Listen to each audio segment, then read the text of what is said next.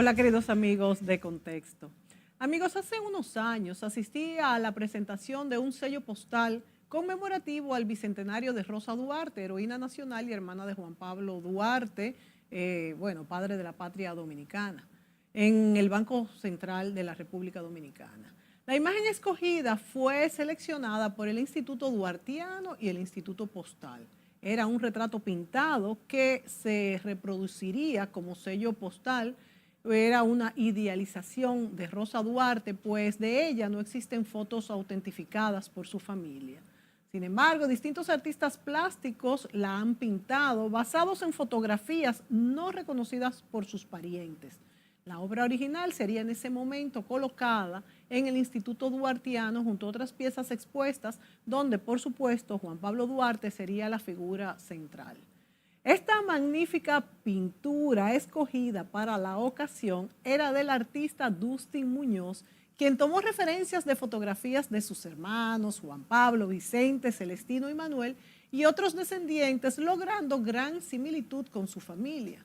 Bueno, amigos, tal impacto causó en mí este retrato que desde ese día quedamos Dustin y yo en volver a reunirnos para realizar esta entrevista.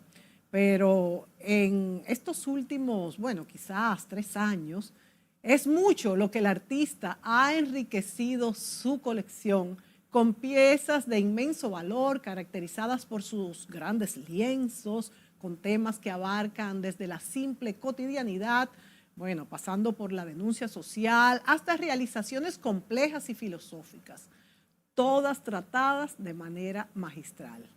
Dustin Muñoz es un artista muy versátil y exhibe gran dominio de la técnica. Es indudable que sus obras provocan una reacción, yo diría que de pausa, de detalle, de deleite, de interés en el espectador.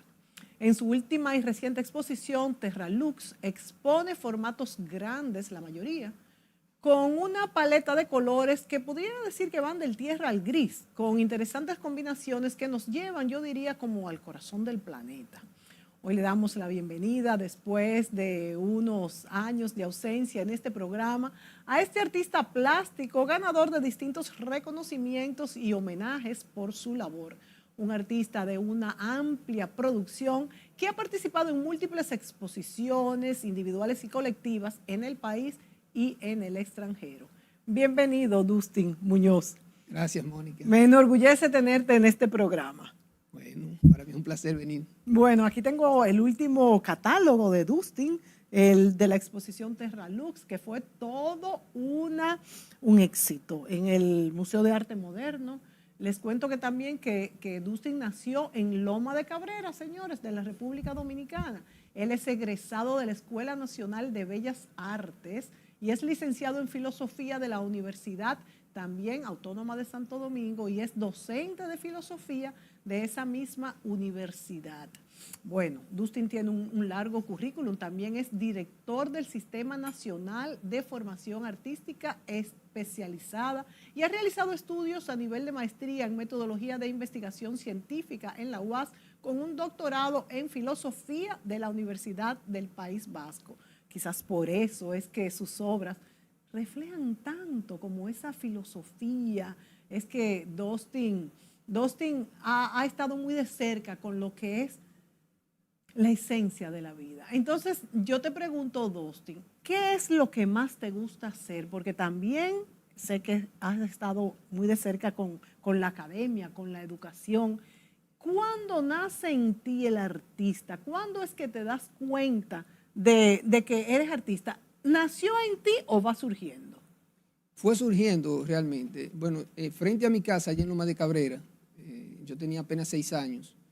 Fue un joven, en ese momento creo que era estudiante de Bellas Artes, y estaba realizando un retrato del natural de una vecina. A mí me llamaba, más que lo que él estaba haciendo, porque realmente yo no estaba viendo lo que él hacía, me llamaba la atención el acto, o sea, de que alguien le posara, sí, y que le posó por varios días, tal vez semanas, ahí no puedo yo precisar, pero tenían siempre que cambiar a la modelo de la misma manera, tenía una indumentaria que siempre se repetía con el mismo color y tenían que tumbar una toronja porque llevaba una toronja en la mano. Entonces todo aquello me llamaba la atención Mi madre, que tiene un colmado, pues ahí confluyen muchas personas y se comenta sobre el retrato. Y decía si la modelo, porque la señora tenía más o menos, era una persona mayor, debía tener cerca de 80 años, la modelo, y se cansaba porque el artista, ella quería ya que se terminara ese retrato. Bueno, todo aquello me llamó la atención y yo una noche le dije a mi madre que me posara. Así como la señora le posó ¿Qué a edad la artista. tenías? Yo tenía 6 años. Entonces le dije que me posara y hice algún garabato ahí. El asunto que después de ese momento, que es lo más lejano que yo recuerdo, ella me dice que yo dibujaba mucho en folletos y en papeles y cosas, pero ese es el recuerdo más lejano que tengo. Y después de eso, mi hermano, que siendo mayor que yo, me pedía que le dibujara mapas, sus amiguitos también, los vecinos me pedían que le dibujara el número de una casa. En la escuela me pedían que dibujara en la pizarra. Bueno, así yo me fui sin darme cuenta, no porque yo tenía más talento que los demás jóvenes, porque incluso hicieron un concurso, siendo yo pequeñito y yo no fui que gané. Sí. Pero la persistencia, o sea, como me mantuve siempre haciendo eso, cuando alguien necesitaba un letrero pensaba en mí. No porque tenía más condiciones, sino porque a lo mejor tenía algo de pintura por ahí que la había guardado. Porque quizás sabía que lo ibas a hacer y le ibas a cumplir. Exactamente, sí. Y así, un día ya me vine a dar cuenta que era primero el pintor del barrio y después ya yo era el pintor del pueblo. O sea que de diferente, en principio eran los vecinos cercanos que me preguntaban, me mandaban a hacer cosas. Y después ya de diferentes puntos del pueblo me solicitaban letreros, que eso era lo que más se podía hacer en ese momento. Y entonces yo comencé también a pintar algunos cuadros y esto. Como mi madre tiene un colmado, mucha gente lo veía allí. O sea que esa fue tu primera promoción. Sí, yo siempre lo colocaba ahí. Y bueno, era que yo le ayudaba con el colmado ahí. Sí. Porque en los pueblos, como entre un cliente y otro, se dura mucho tiempo. Y entonces ahí, ahí se puede hacer muchas cosas. Sí. Entonces yo tenía mi caballete ahí dentro del colmado. Y a veces la gente se integraba. El que iba a comprar duraba un rato conversando conmigo, viendo el modelo, me preguntaba. Y yo dejaba los cuadros ahí mismo en el ¿Qué edad ya tenías? En el colmado. Bueno, desde los 6 años yo me mantuve constante, pero ya esto sucedía como a los 11, 12 años. Bien pequeño todavía. Sí, 11, 12 años, tal vez 13. Ya 13 no, antes de los 13 años. Pasó entonces una señora y le dijo a mi madre que si ella vendía esos cuadros. Y me dijo, no, eso es el hijo mío que pinta y lo deja aquí. Y dice, ya, pero él puede vender esos cuadros en Santo Domingo. Entonces mi madre me dijo, mira, una señora pasó, me dijo que era artista y que tu cuadro se puede vender en Santo Domingo. ¿Usted cree, doña? Sí, dice ella eso. Y entonces vine a Santo Domingo, yo tenía 13 años, y vine a Santo Domingo con algunos cuadros, y entre los parientes cercanos me compraron, pero yo pude ir a las galerías y ver obras, y ver los materiales que se utilizaban ya. Y entonces en mi siguiente viaje sí pude vender en galerías. En aquellos años yo le vendía a Arte San Ramón, que estaba en la Rómulo Betancourt. Wow, ya, todavía eras un adolescente. Viviendo en Loma de Cabrera, sí. Y una galería de Arte San Ramón también que estaba en la zona colonial, donde estuvo Galería Ufande en un momento. En varias galerías yo vendía, que eran bodegones, porque ese era el modelo más fácil para mí. Mi padre es agricultor, tiene tierra y nosotros teníamos la fruta ahí. Yo, donde quiera que yo quería sembrar, a veces sembrábamos nosotros lo que queríamos. Y esos eran mis modelos, en principio. Luego entonces fue que vine a Bellas Artes después que terminé el bachillerato. O sea, yo duré unos años haciendo vida autodidacta. Pintaba, mirando cuando hacía las visitas. Y también en mi pueblo, en la biblioteca de mi pueblo, llegó una colección de José Parramón que tenía mucha enseñanza así a nivel inicial. Y con eso yo iba ya más o menos formándome. Cuando llegué a la Escuela de Bellas Artes, muchas de las cosas que me dieron los primeros años preparatorios, ya yo la había leído y la había puesto en práctica. Sí. Fíjate, Dustin, que me llama mucho la atención cómo esa nueva actividad que llamó la atención en ti fue producto de más o menos una actividad teatral, que fue tú como un niño de 6 años, hablamos de un niño muy pequeño, ver aquella modelo, una señora mayor con la toronja, como cuentas, haciendo esto repetidamente. De manera que ya hay una primera señal de que el artista le gustó algo que podría leerse como una obra incluso teatral. Sí, sí. Entonces ya ahí hay una primera manifestación. Cómo te acercas y eres constante en lo que estás haciendo y cómo esa vida cotidiana, familiar, esa historia tuya te ayuda a lo que eres hoy. Y hago referencia a esto porque yo siempre he creído que nuestras historias de vida pues son muy importantes en lo que hacemos en el presente y lo serán en el futuro. Y mira cómo tú pues reiteras que para ti ese diálogo, ese compartir en el colmado con los clientes, tú dejabas tus caballetes ahí, los cuadros, cómo fue esto fue definitivo para ti. Sí, claro. Y fue inspirador. Entonces, por eso lo menciono, porque, mira, yo al final de los programas incluso tengo una lámina que dice ama tu propia historia y agrego, porque el que ama su propia historia la dignifica. Sí. Entonces, mira cómo esa historia en ti es parte muy importante de lo que eres hoy. Sí. Y a veces me movían el modelo. No sabían que yo estaba pintando esto. Oh, pero se botó esa habichuela, me dijo una señora una vez. El trabajo que me dio a mí colocar esa... bueno, que eso es espontáneo. Claro. Cuando sale una funda de habichuela que se vira. Y entonces ella fue y dijo, pero mira, se ha virado esta habichuela. Y digo, no, ese era el modelo. O sea, todo eso son experiencias interesantes que uno pasa con el Definitivamente, público. Sí. son experiencias muy interesantes que te van aportando. ¿Cuántos hermanos son ustedes? Somos 3. 3 hermanos. Sí, yo soy Tú eres el del centro, medio. sí. Tengo un hermano menor y el mayor. Ellos no se dedicaron a... Ellos no se dedicaron al arte, ni en tu familia, dentro de tus ascendentes. Realmente en mi familia yo no tuve a nadie como así, como para seguirlo. Definitivamente tú tienes un don. De hecho, fíjate que si no hubiese sido un don, no lo hubieras manifestado desde tan joven, desde los 6 años. Y tienes esa vena artística, puesto que te llamó la atención, de hecho, este pequeño teatro que se forma alrededor de una pintura. Pero también dices cómo tu persistencia y continuar es lo que te ha dado el éxito. ¿Tú crees que el artista nace o se hace? En mi caso fue así, o sea, no fue, porque yo considero que no tenía más talento, ¿no?, que mis compañeros. Lo que pasa es que muchos compañeros míos en ese tiempo, yo vi que comenzaban y lo dejaban. O sea, duraban 2 o 3 días pintando, dibujando y dejaban... Como la mayoría de la gente que siempre pasa una época que pinta algo y lo deja. Sin embargo, yo diría que el asombro, y tal vez muy distraído, me quedaba fijo con algunas cosas y entonces cuando me cogía con eso, pues ya eso, hasta que no lograba, dentro de mis posibilidades en ese momento, hasta que yo no lograba, aceptando las críticas que me hacían, porque eso sí, siempre yo he sido muy consecuente. Sí. O sea, cuando alguien me hace observaciones, yo siempre la tomo en cuenta. O sea, nunca he creído porque el otro son artes visuales. Claro. Y el otro tiene sus ojos para ver. Claro. Y cuando ve... Y tú pintas para el otro también, además de para ti. Sí, y cuando te hacen una observación, por algo te dicen. Sí, o sea, no descalifico ninguna observación. Y siempre ha sido así.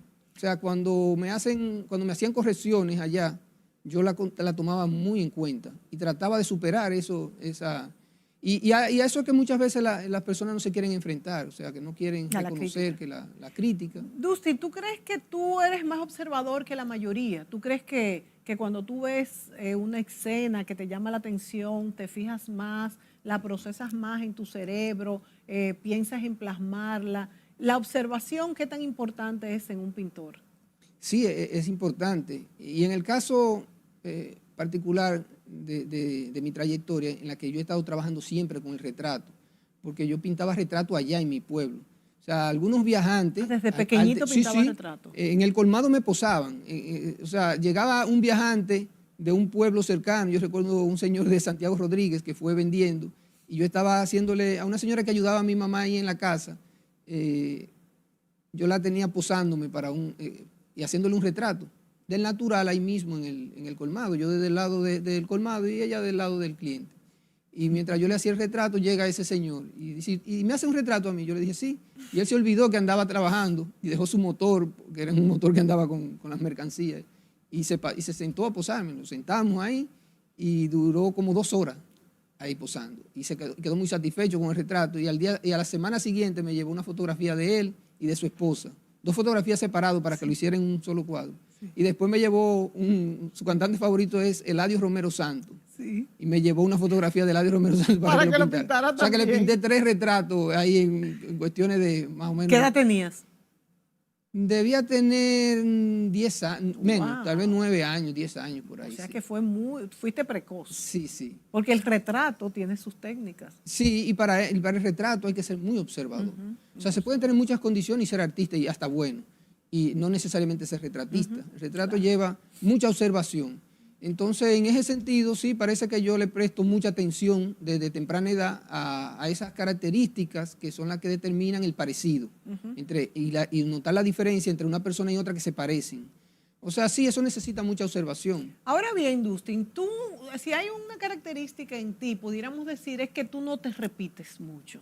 Que tú pintas, es increíble la variedad. Por ejemplo, en esta exposición que se llama Terra Lux, que de hecho creo que esta que tenemos detrás pertenece a esta exposición, a esta colección, que tú casi no te repites. Bueno, claro, tú haces una secuencia, hay un tema que lo tratas desde varios puntos de vista. De hecho, los pintores más famosos hacían esto, son pequeñas secuencias. Pero pintas desde arte sacro, cotidianidad, bodegones, cuestiones de la tierra, todo. Entonces, ¿qué hace? Desde pequeño veo que tus temas, tú nunca te has como casado con un estilo como han hecho muchos pintores, que de hecho tú ves una obra y dices, bueno, esto es de fulano, aunque no deja de ser así, porque tú tienes elementos característicos tuyos y de hecho colores, pero pintas, bueno, pues cuestiones muy disímiles. De hecho, los retratos me encantan.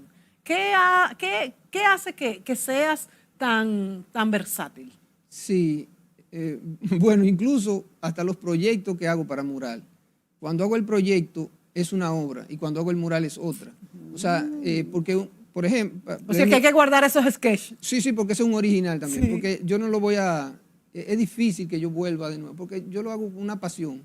Y cuando estoy haciendo esa obra, para mí esa es la obra. Y luego cuando estoy haciendo ya, bueno, tengo el boceto, lo aprobaron y todo, pero cuando voy a hacer la obra, yo ya es otra cosa. Y a veces lo que se ve bien en el proyecto no necesariamente se ve bien. En el tamaño, claro. ¿Verdad? Entonces, ni siquiera hay respeto el repetir, sino que cambio.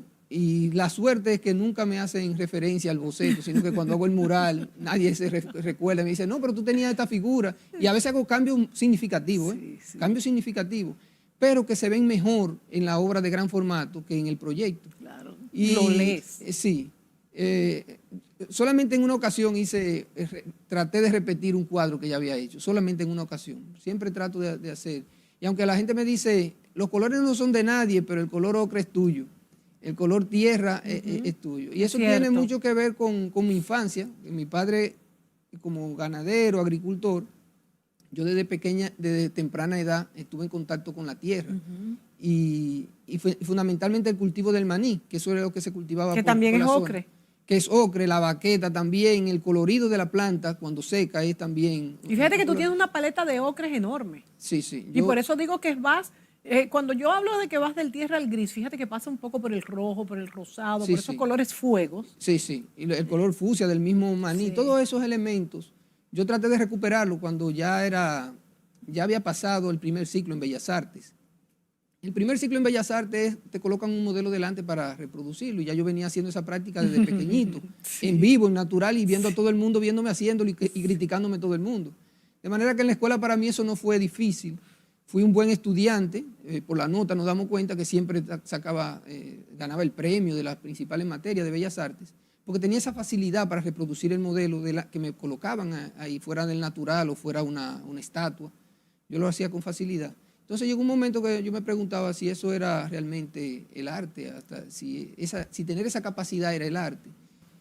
Y entonces entro a la carrera de filosofía y entro a un segundo ciclo en Bellas Artes donde debía crear una propuesta personal.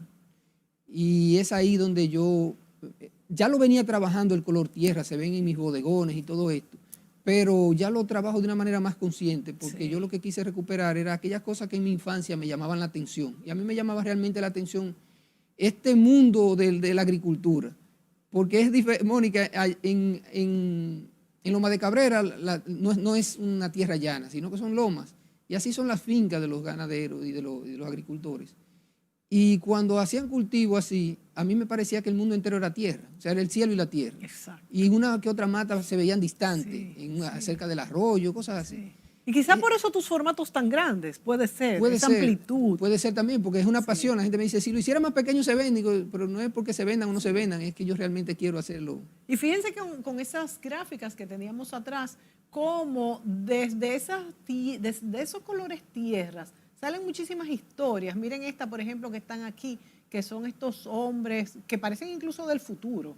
Te iba a preguntar justamente, bueno, mira, ahí lo pusieron delante. Fíjate que incluso tienen como unas máscaras, ¿verdad? Sí. Y fue pintado antes de la pandemia. En el 2018. En el 2018, cuando vi la exposición de Dustin, la verdad es que nos asombramos, el grupo que estábamos allí, viendo que parecían pinturas hechas después de la pandemia, porque tenían, pues, quizás por la relación del tema con la tierra y el cuidado de la tierra y la contaminación y todo esto, pues podría parecer que fueron interpretaciones de la pandemia. Y justamente, Dustin, te quería preguntar, pues, sobre cómo relacionas tus temas en tu carrera artística, según las etapas vividas tuyas. Ya tú me adelantaste, me explicaste, primero el colmado, las personas que iban, los rostros, después la tierra, tu padre agricultor, después viene la filosofía.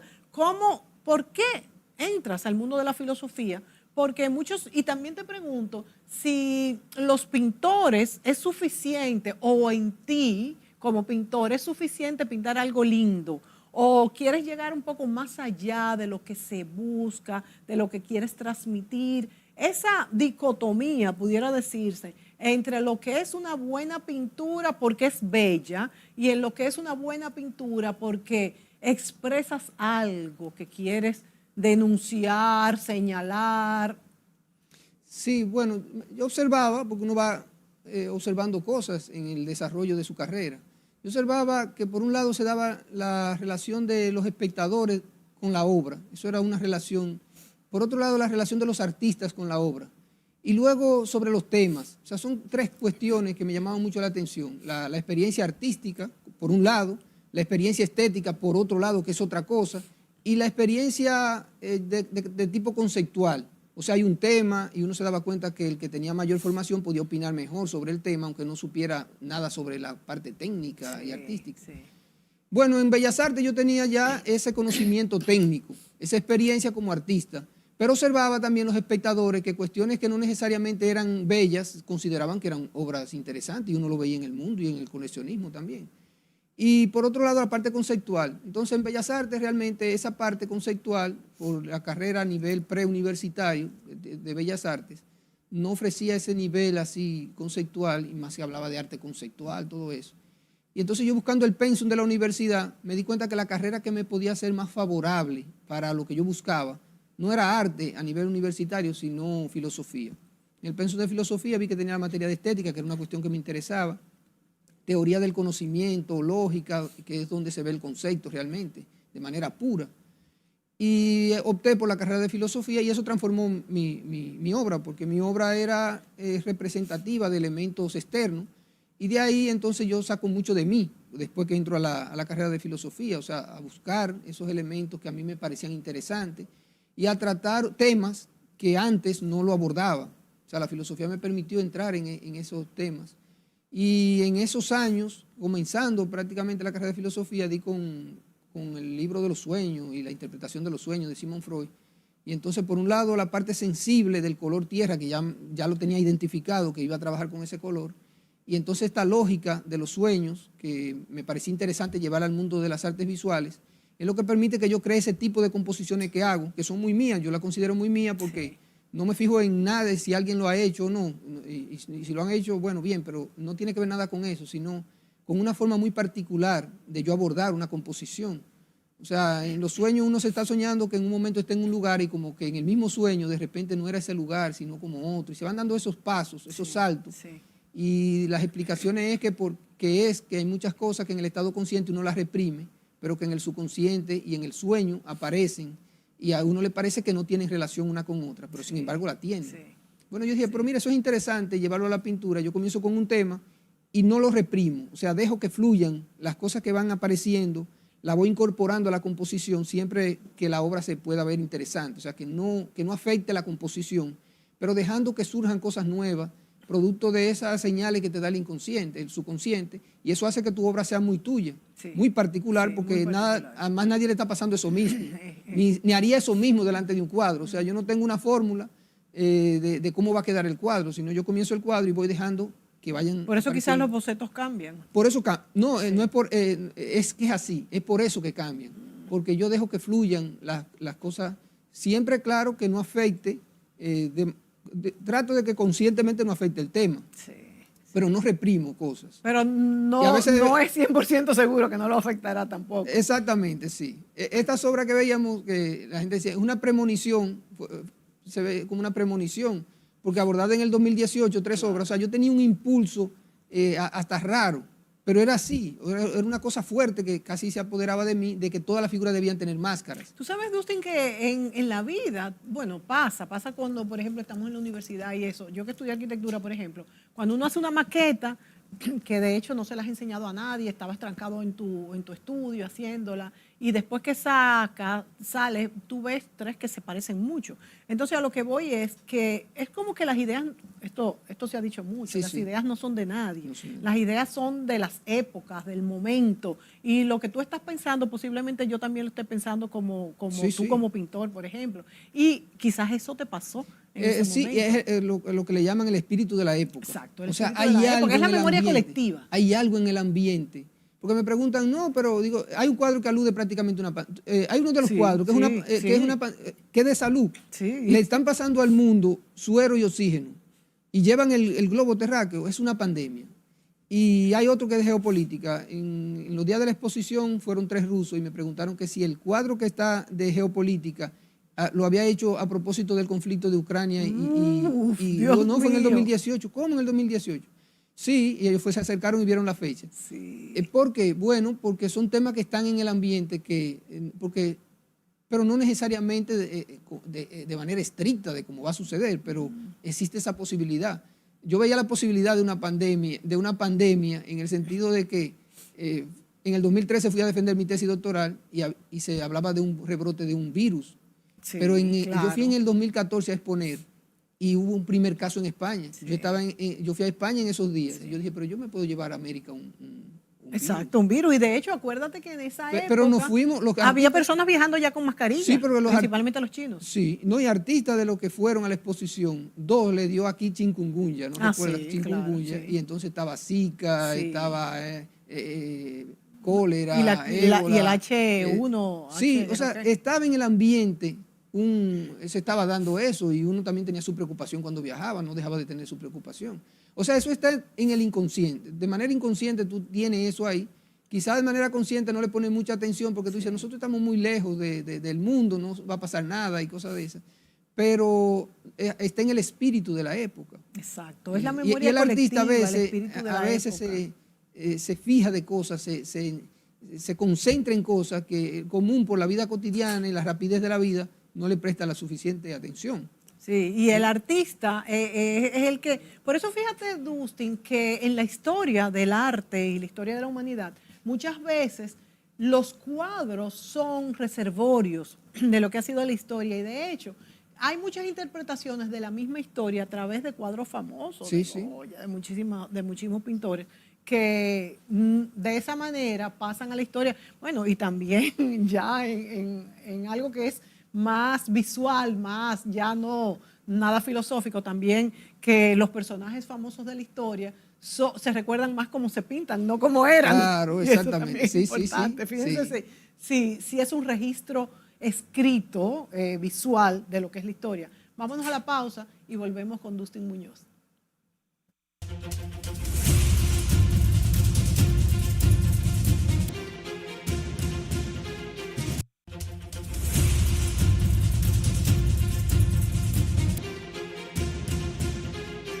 Amigos, Dustin Muñoz, pintor, artista plástico, nos acompaña en este programa y la verdad es que nos sentimos orgullosos de él y de otros artistas plásticos muy buenos que hay en nuestro país, pero la verdad es que Dustin es un caso aparte. Nos sentimos también viendo esta retrospectiva que abarcó desde 1995 hasta el 2022, creo, en el Museo de Arte Moderno, y yo espero que ustedes la hayan visto. Estamos pasando durante este programa algunas obras que pertenecen a esta retrospectiva, y la verdad es que yo que la vi y escuché las palabras de Dustin mientras estábamos en el museo de la historia de cada uno de estas etapas, lo disfruté mucho. Qué bueno, Dustin. Y te pregunto, ¿cuál es, si es que la hay, cuál es la relación tuya y de la obra, de una obra en particular, cuando la estás pintando, si la sientes tuya, si te la apropias,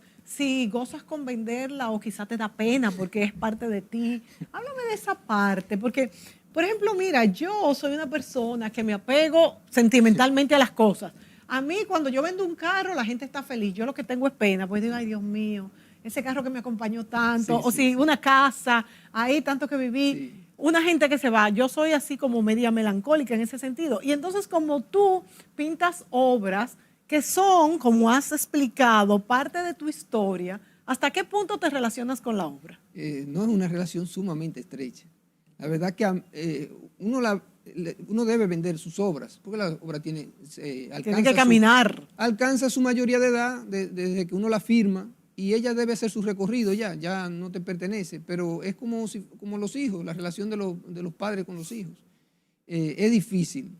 Yo le busco a veces hasta, no insisto mucho, la gente le quiere una obra, yo no insisto mucho, y quisiera siempre tenerla, verla, porque la relación en el caso mío, comentábamos anteriormente esto, esa relación que yo tengo con la obra, yo como artista, esa es una relación, pero una relación de la parte estética, o sea, de la contemplación. Muchas veces los artistas, porque estamos envueltos en la creación, en la producción, en las técnicas y eso, a veces no llegamos a disfrutar la obra como la disfruta el espectador. Exactamente. O sea, no tenemos ese tiempo, porque en el proceso de la creación estamos más en la parte artística.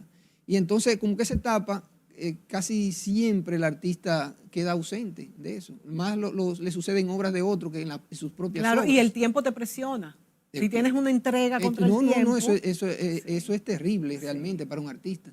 Y a veces la gente no entiende y te dice, si alguien entra al taller, te dice, pero esa obra ya está terminada. Y dice, no está terminada. Y yo quiero tener como ese momento con la obra, esa parte que el espectador vive con la obra. Pero que es difícil para nosotros, porque siempre uno está atendiendo la parte artística. Y en ese momento de contemplación, sales de la contemplación para decir, eso hay que arreglarlo aquí. No, ahí debía ser y eso. Es la obra te va hablando, ¿verdad? Sí, y si pasa un tiempo en el taller, tú sientes que hay que hacer, que le puede hacer algo, porque uno no siente que está. Si se Entonces, ¿qué ha pasado que tú dices, bueno, mejor ya que se la lleven, porque si no la voy a seguir arreglando? Porque es el momento, es el espíritu del momento. O sea, en ese momento, eso es lo que el artista buscaba, pero si pasa un tiempo la obra, puede que el artista no la considere como terminada. Eso se puede dar. Es cierto. Y se da con muchas obras que yo no tengo la prisa, como esta que yo expuse. Esas son mis obras personales. Esa es prácticamente mi producción del 2009 a la fecha. Porque, o sea, personal. Y en ese tiempo hice los encargos. O sea, los murales de la Catedral de Santiago, el mural del Archivo de la Nación, el obelisco. O sea, una cantidad de obras que yo la fui haciendo, muchos retratos en ese periodo, pero estas eran las obras que yo hacía entre un encargo y otro, entre mi tesis doctoral y los murales de la Catedral de Santiago. Hay muchas que la hice en esa fecha. Después que defendí la tesis, entonces entré también en una etapa de hacer obras personales. No tenía tanto encargo porque no había asumido compromiso así, porque estaba trabajando en la tesis doctoral. Entonces me sobró, muchas de las obras son del 2014 y esa es la razón. Porque al terminar la tesis doctoral yo no había asumido, no quería asumir encargos ni eso, y entonces al terminar la tesis me pude dedicar a hacer obras personales. Y esas obras yo mismo las fui curando en el mismo proceso. ¿Cómo decides que una obra es personal y que una obra...? No, es personal en el sentido de que tuve toda la libertad para elegir el formato, para elegir el tema, para elegir la gama, para elegir todo, porque nadie estaba esperando esa obra. Siempre cuando es un encargo, hay elementos que aunque tú tienes libertad para hacerlo, pero hay unos elementos que te condicionan. Por ejemplo, hay un tamaño, hay un lugar donde se va a colocar la obra y tú la vas a hacer de ese tamaño. Sí, Ya hay, sí. hay un tema, porque la misma institución tiene una filosofía, un espíritu que quiere que la obra tenga cierta característica Sí. y el artista no puede estar ajeno a eso. No, o sea, Por supuesto. no todos los temas tú los puedes abordar en determinado lugar. O sea, para la iglesia yo no puedo llevar cualquier tema, tiene que ser un tema que esté en el Nuevo o en el Viejo Testamento. Sí. O sea, te marca inmediatamente, te condiciona en algunos aspectos. En este caso no. En este caso, cuando digo obra personal, es que nadie me está diciendo que haga una obra de ese formato. Por eso ahí no hay formato estándar. Solamente hay un formato estándar en la exposición completa. ¿Por qué? Según el tema que me surgía, yo mandaba hacer un bastidor especial para eso. Porque una obra a veces duran años. O sea, ¿qué tiempo duro yo haciendo una obra? A veces años, muchos años. Eso te iba a preguntar. Hasta 10 años duro yo pensando que una esas obra. obras personales, Sí. en el sentido de que nadie te la encarga en el momento, duran mucho más, ¿verdad? Sí, porque yo duro años trabajando un tema mentalmente. Y luego es que yo elijo el formato en que voy a hacer ese tema. O sea, a mí me puede surgir hasta en este encuentro aquí con las cámaras, con Una idea. una idea. Una inspiración. Y entonces yo comienzo a trabajar esa idea. Es un tema personal que yo voy a hacer, es una obra muy particular.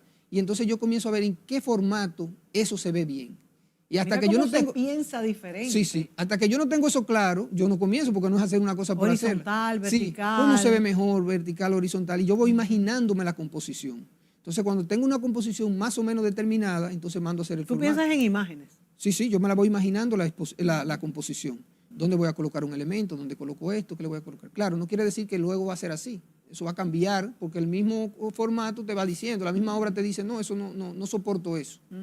Pero en idea sí, tú tienes más o menos, te la imaginas cómo va a ser la obra, a grandes rasgos, y cómo quiere la composición. Entonces mando a hacer el bastidor con el formato que yo siento que va a quedar bien, y luego entonces comienza el otro tiempo de la obra, que es el tiempo físico, donde yo estoy viendo lo que había pensado, que muchas veces entonces va a cambiar porque yo sí percibo que lo que yo había pensado, que se veía bien, no se ve bien La práctica. físicamente. Claro, o sea, no es lo mismo pensarlo que conseguirlo. Entonces eso te puede llevar años, que una obra, y hace muchas dentro de eso, incluso la va tomando en consideración, esto que yo he pensado, y a veces hago ensayos dentro de una obra, hay algunos fragmentos de eso que yo voy a hacer en esa obra, lo voy ensayando, si es posible, si el tema lo permite, yo lo voy incorporando. Y entonces llega un momento que ya tú dices, ya está, y eso puede durar. Esto de las puertas. Eso te iba a preguntar, que nos hables un poco de esa exposición de las puertas. Sí. Y cuál fue la filosofía detrás. Y digo de las puertas porque fue parte muy importante de esta retrospectiva que se presentó en Terralux, en el Museo de Arte Moderno. Sí. Bueno, en el 98 invitan a un artista consagrado y a un Nobel. En ese momento yo era el jovencito, Ramón Oviedo, y el consagrado, y a mí me invitaron como artista joven a una exposición en Guadalupe. Yo no había viajado. Mi primer viaje, la primera vez que me monté en un avión es con el maestro Ramón Oviedo. ¡Qué maravilla! Entonces ahí fue una orientación interesante. Pero yo me doy cuenta, Mónica... Desde el mismo viaje fuiste deleitándote con esa experiencia. Sí, desde que llenamos los formularios, que fue en la casa de él que llenamos los formularios. Fuiste al lado de él, sí, en el avión. Sí, no, claro, no. Yo le dije, maestro, yo no he viajado, no te preocupes. Ay, qué Fue una experiencia interesante. Y luego allá, porque todo el mundo habla francés y nosotros éramos los únicos que hablábamos español, entonces compartíamos en todo momento, íbamos a todas partes. Pero a mí me llamó la atención en Guadalupe que algo que me impresionó fue porque yo tenía un vehículo y tenía que guardarlo en un garaje que no lo podía dejar frente a la casa, ni nada, todas esas cosas que... Y entonces allá yo me daba cuenta que las viviendas no tenían esos portones que yo lo veía con tanta cotidianidad. Cuando yo regreso de Guadalupe, que eso fue... días después vino el huracán George, sí. Y entonces le presté mucho la atención a esas puertas y lo que escribe las personas y los dibujos que hacían ahí. Entonces, pero mira, la puerta de los inconformes, así la llamé. Y hago 3 obras, ya estaban las bases de la Bienal, que se celebró en el 99. Sí. Yo presento obras con puertas, pero las puertas eran pintadas dentro del cuadro. O sea, como el cuadro dentro del cuadro, una puerta dentro del cuadro. Que en este caso el cuadro es la misma puerta. Y ahora, con el tiempo, fue evolucionando, con el tiempo, yo dije, pero mira, lo interesante sería yo la puerta, utilizarla como el bastidor. Exacto. Y pintar. No es que lo he visto en un museo, le vi en otra parte. No, yo no he visto evolucionando. Eso surgió aquí mismo, o sea, viéndolo yo en las marquesinas, las grandes marquesinas, esos portones así, y llamándome la atención que la gente pinta y escriben y dibujan y hacen muchísimas cosas. Me parecía un recurso interesante. Y así surge el tema de... Y entonces el tema de la inseguridad también. O sea, estas puertas es por un asunto de inseguridad. Yo dije, ¿y qué mejor soporte para abordar el tema de la inseguridad que la misma puerta? Y ya esa idea de utilizar la puerta, yo lo que pasa es que era muy siempre muy conservador, lo estaba meditando bien antes de hacerlo. Pero ya desde los años 90 yo venía con esa preocupación y ahí están los cuadros. Yo gané en una Bienal en el 99 con un cuadro de puerta, ahí está. Sí. Y gano ahora de nuevo con un cuadro. Tú tienes 2 bienales ganadas. En 3 bienales, porque mi 3. primera participación fue premio del público que yo gané. Sí. Mi primera participación en la Bienal fue... Premio del público, fíjate lo que el público le gustó. Que sí. Yo creo que es un premio súper importante. No, ese fue el mejor premio que yo he recibido, fue el que me dio el público. El más impactante. Porque fue la primera vez que participaba en la primera participación. Wow, yo creo que ese debe ser un premio que se disfruta al máximo. No, eso se disfruta al máximo. Sí. O sea, que todo el mundo te felicitara donde quiera. ¿En qué año fue este? Eso fue en el 96. Yo era estudiante de Bellas Artes aún. La profesora, ¿qué impulso te dio Fue la profesora Susi de Pellerano que me dijo, tú debes participar. Yo no lo tenía en mi agenda participar. Yo tenía contemplado esperar más tiempo. Para que ella me dijo, tú tienes que participar, tú tienes una obra que debe participar. Y no gané el premio de jurado, pero entonces el público... Wow, el del público es un premio... No, ese es un premio... Súper. Sí. Súper, bueno, de ese gente. premio yo salí con una exposición que me hizo Casa de Francia. Y me dijo, no, te vamos a hacer una exposición la fecha que quieras. Y la hice el mismo año. Sí. O sea, en el mismo año que era difícil conseguir esa sala, ahí en la zona colonial, esa sala para exponer, más o menos duraban los artistas 2 años esperando, pues siempre estaba llena. Sí. Y ellos me ofrecieron cuando yo la quisiera, y se hizo el mismo año que yo gané el premio. Yo recuerdo que la primera vez que yo te entrevisté era en el programa 5 días que teníamos en esa época. Yo creo que sería como por el 2002, yo creo, 2003, por ahí más o menos, 2004. Sí, en esa época. Yo expuse en el 2000... Éramos muy jovencitos. Sí, todos estábamos muy jóvenes. Sí. Sí, ahora no recuerdo exactamente. Yo creo que tú exponías en ese momento en la Galería de Benguene. ¿Tú en esa época? No, en esa época en Guernica. En Guernica de Gamal, sí. Sí, me acuerdo. Sí, una exposición en el 2001, y luego en el 2002. Sí, fue como Fue 2002, por esa fecha, 2003, sí. Porque en ese tiempo yo ¿Tienes temas preferidos, Dustin? ¿Tú crees que, porque un artista tan versátil que va de un tema a otro, ¿cómo te sientes mejor pintando? Y también hablamos un poco de ese arte sacro que vendes también a la iglesia, he visto. Y vamos a hablar del cuadro de Rosa Duarte, que la verdad es que es precioso. Esa mirada de Rosa Duarte. Y también esa pintura que hasta cierto punto es de investigación, porque al no tener retratos reconocidos por sus familiares, tienes que hacer pues como una investigación y un compendio de los rasgos de los familiares y de los otros también que hay pintados, significando que es ella.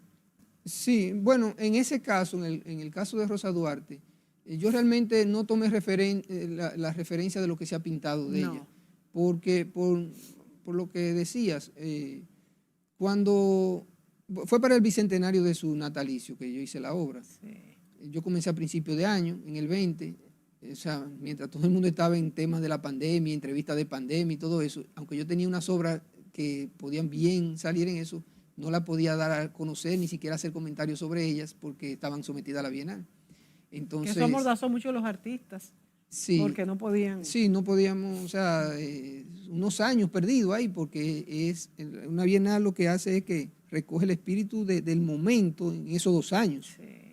Y entonces, estas obras que a mí me convenía que se pusieran en el 19 como mucho, porque mi exposición se debió realizar en el 19. Sí. Ya para mí en el 22 es mucho tiempo. Fue en el 2009 mi anterior exposición individual. Sí. Es que todo se paralizó. Entonces, en el caso de Rosa Duarte, ese año 2020, yo estaba en Rosa Duarte. Ese fue el año que prácticamente yo me la pasé con Rosa Duarte. Primero porque no teníamos fotografías de Rosa Duarte. Se pensaba que un dibujo que sale de ella y unas pinturas que siempre se tomaba como referente era de una fotografía de Rosa Duarte, pero realmente cuando yo comienzo a investigar, porque si me manda a hacer un retrato, si Mónica me dice, mira, yo quiero un retrato de mi mamá, bueno, tú me dices que es tu mamá, yo eso no lo voy a poner en duda. Sí. Ahora, si alguien me dice que dibuje una figura pública y me da una fotografía, yo no puedo, porque es una figura pública. Yo tengo que estar seguro que realmente es esa la fotografía, y cuando me envían la fotografía de Rosa Duarte, digo, yo tengo que estar seguro que esa realmente es una fotografía de Rosa Duarte, esta. Y entonces cuando voy al Archivo General de la Nación y busco, quiero una fotografía de Rosa Duarte, me dan un dibujo. en el Instituto Duartiano, pido una fotografía de Rosa Duarte y me dan un dibujo. Yo dije, no, yo lo que quiero es la fotografía de donde hicieron el dibujo. Exactamente. Eso es lo que yo quiero. Y eso no apareció. Y entonces no aparecía ese dibujo y dentro de las apariciones yo encontré que realmente le pertenecía a otra persona. No era de Rosa Duarte. Sí, o sea que también se le atribuye ese rostro del que se utiliza, que sale en esos dibujos, se le atribuye también a otra personalidad de la época de la independencia. Y yo dije, no, definitivamente eso. ¿Y no se parecía? Al rostro de Rosa, al supuesto. No me daba el espíritu, no me daba las características somáticas de esa familia. Entonces, lo que comencé entonces a buscar fotografías de sus parientes. No hay de las hermanas, solo hay fotografías hasta ahora de Celestino Duarte y de Manuel, a una edad joven, porque de Duarte hay una, pero también mayor, no me servía mucho porque yo quería hacer un retrato de ella. Y fíjate que las de Duarte son muy disímiles, lo que hay algunos que no se corresponden. Exactamente, sí, porque son creaciones de los artistas. Pero hay una fotografía de Duarte, pero ya muy mayor, y yo quería ver las características somáticas de la familia a la edad que yo quería pintar a Rosa Duarte, que era la edad de 23 años en el momento de la independencia. En ese momento era que yo quería pintarla. Y entonces, bueno, de las hermanas no teníamos nada, pero de una sobrina, nieta de ella, o sea, de una descendiente de Celestino Duarte, sí hay una fotografía, una que fue monja y joven. Entonces yo dije, bueno, la característica somática femenina la tomo a partir de la sobrina nieta, porque sí tiene los rasgos de la familia. Sí. Y los demás elementos los tomo de los hermanos jóvenes, tanto de Manuel como de Celestino Duarte. Entonces comienzo a construir un rostro que tuviera esa familiaridad con los Duarte. Es una interpretación, es un asunto simbólico, yo lo veo así. Y lograste una mirada, si la pueden poner de nuevo, una mirada, una tranquilidad, una personalidad interesante. Sí, porque realmente... De hecho, mira, a mí me llamó muchísimo la atención, hasta el peinado. Sí. Me gusta mucho la expresión, la boca, la nariz. Y si pudiéramos verla entera, y si no la podemos ver, pues nos la imaginamos. Ella tiene la bandera, sí, en sobre tiene la los falda. Apuntes, exacto, sus apuntes, las cartas porque de ella conocemos la interioridad por ella conocemos la interioridad de la independencia. Sí. O sea, tenía una responsabilidad importante. Sí, sí. Y entonces todo lo que vivió, el drama que le tocó vivir, porque Duarte sale, tiene que salir la familia, ella está ahí, una persona joven, tiene que separarse de su prometido, Tomás de la Concha se queda, ella se va, lo fusilan a su prometido. Sí. O sea, vive una vida muy fuerte, realmente. Bueno, y una familia que pudo haber optado por otro tipo de vida. Exactamente, y entonces se dedica a esto de seguir todas las preocupaciones de su hermano, aquí y fuera, y luego todo lo que le tocó vivir fuera también. Y a Duarte. Sí, a Duarte. Entonces es una figura de la historia que me parecía que había que dedicarle todo su tiempo en su obra. ¿Qué tan dominicano te sientes? También habiendo sido responsable de este tipo de pinturas. Y bueno, yo creo que pintar a Rosa Duarte es un compromiso, tú como dominicano. Es así.